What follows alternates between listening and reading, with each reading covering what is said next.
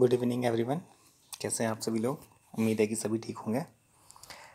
So today it was the fourth day of our CBL training and today's topic was mathematical modelling.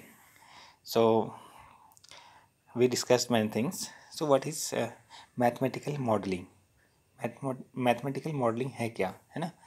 Mathematical modelling means just frames a question, frame a situation from real life of a student.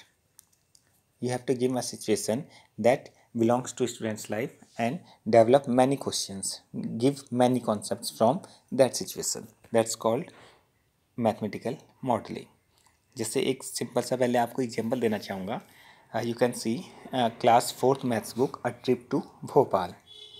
तो उसमें बहुत सारे concepts एक साथ दिए हुए हैं कि बच्चे हैं वो कहीं पिकनिक वगैरह में जा रहे हैं, है ना.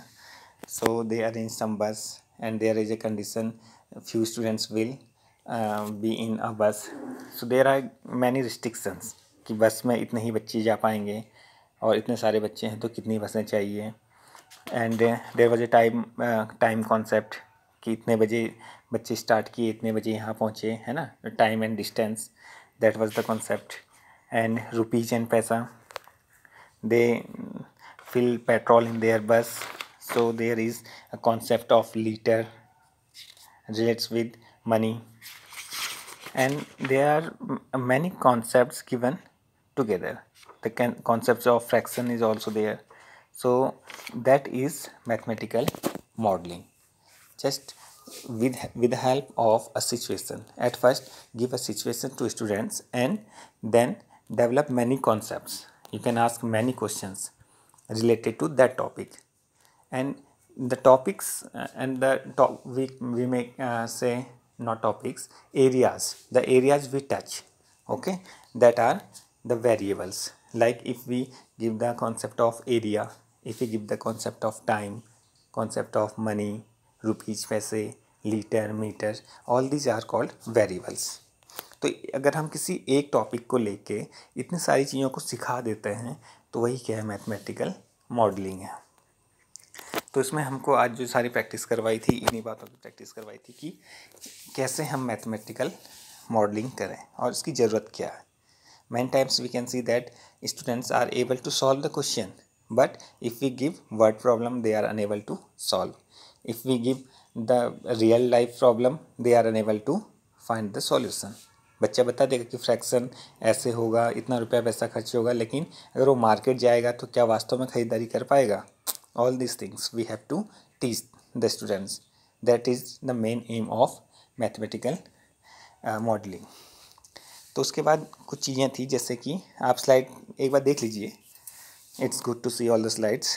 Make a real life problem. Students are able to multiply 60 with 7, but when we give the real life situation, class situation in words, if the student is able to solve that problem, then we can say that he is able to solve the problems in other areas also. यानी कि हमें लग जाएगा कि हाँ, बच्चे को concept आ गया है. तो चीज़ों को हमको केवल डिजिट्स में ना देके उसको रियल लाइफ सिचुएशन में क्या बच्चे इन कॉन्सेप्ट्स को, है ना, मल्टीप्लिकेशन है, जितने बेसिक ऑपरेशंस हैं, क्या बच्चा यूज कर पाएगा. तो इन सबको अगर हम एक साथ बच्चे को सिखाना चाहें, उसको प्रैक्टिस करवाना चाहें, तो वही मैथमेटिकल मॉडलिंग है. Make a real life problem.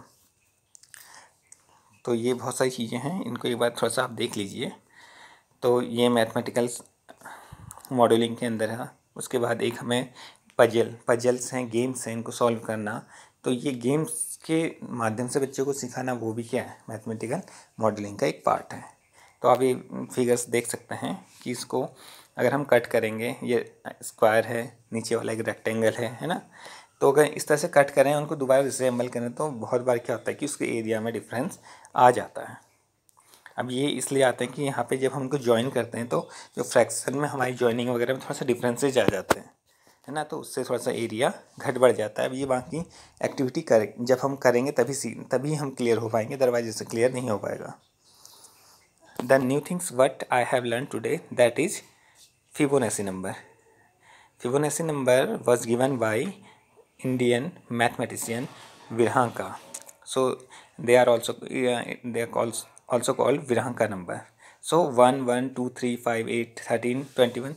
These types of number are called Fibonacci number. So how can we find these Fibonacci number? Fibonacci numbers we can get by adding two previous numbers. If we add two numbers, then we will get the next Fibonacci number. Suppose it starts from 1. Before 1 there is 0. So 0 plus 1, 1. That is second Fibonacci number is 1.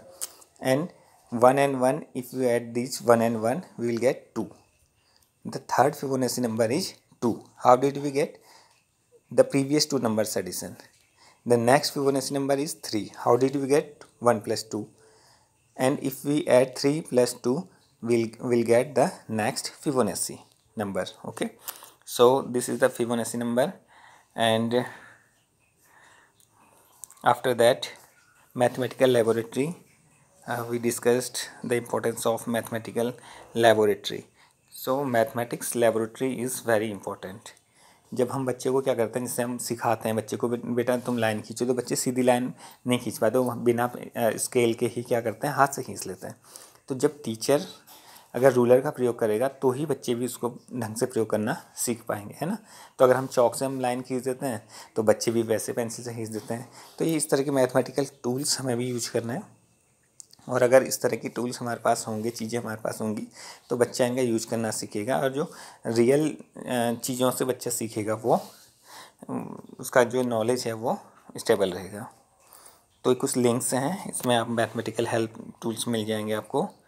After that ये जो slide है 5 steps of mathematical modelling. जो modelling का मतलब कि हमको कैसे जो किसी एक बेस्ट क्वेश्चन को हम डेवलप करें, किसी बेस्ट सीन को हम क्रिएट करें.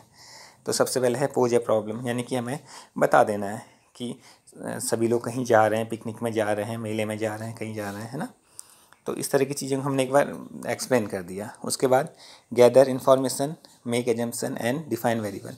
उसके बाद हमें बच्चों को बता देना है कि हम कितने लोग पिकनिक में जा रहे हैं, कितना खर्चा होगा, है ना, कितना दूर है, कितना टाइम लगेगा.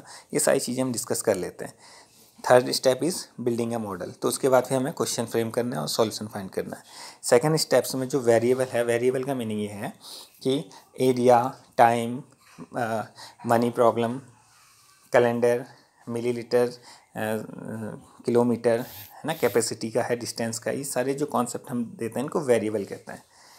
कि हम बच्चे को एरिया सिखाना चाहें, टाइम सिखाना चाहें, कैपेसिटी, प्राइस, है ना, ऑड इवन, कैलेंडर, जो भी हम नॉलेज देनी है, ये सारे एरिया हम सेलेक्ट हो जाएंगे कि इस सिचुएशन से हमसे बच्चों को क्या क्या सिखा सकते हैं. तो उसके बाद क्वेश्चन को फ्रेम करना है, आंसर बच्चों को मिलेंगे. उसके बाद उसको एनालाइज करना है ना. बच्चा जब एक सिचुएशन में उसने जो कुछ सीखा फिर वो एनालाइज करेगा, है ना. हमको भी करना है, बच्चे को भी करना है.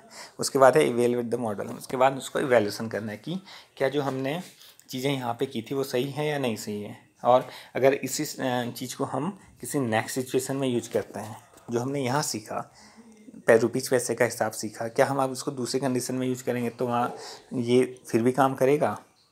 या एरिया का, घर में क्लास में एरिया का एस्टिमेशन करना सीखा, तो अब घर में अगर हम उसको किसी काम के लिए अप्लाई कर रहे हैं तो क्या वो हमारा आइडिया सही आएगा. तो इन सारी चीज़ों को जब बच्चा कर पाएगा तो वो उसकी नॉलेज जो होगी वो स्थायी होगी. The concept will be clear. So ये सारी चीज़ें हमें करनी है. तो इसमें थोड़ा सा हमको प्रैक्टिस करने की ज़रूरत होगी. और बाकी जो एक आध चीज़ें दी थी साथ में वो मैं आपको भेज दूँगा, तो एक बार इसको देख लीजिए. और किसी को कोई दिक्कत हो तो आप मुझसे डिस्कस कर सकते हैं. Thank you. Take care.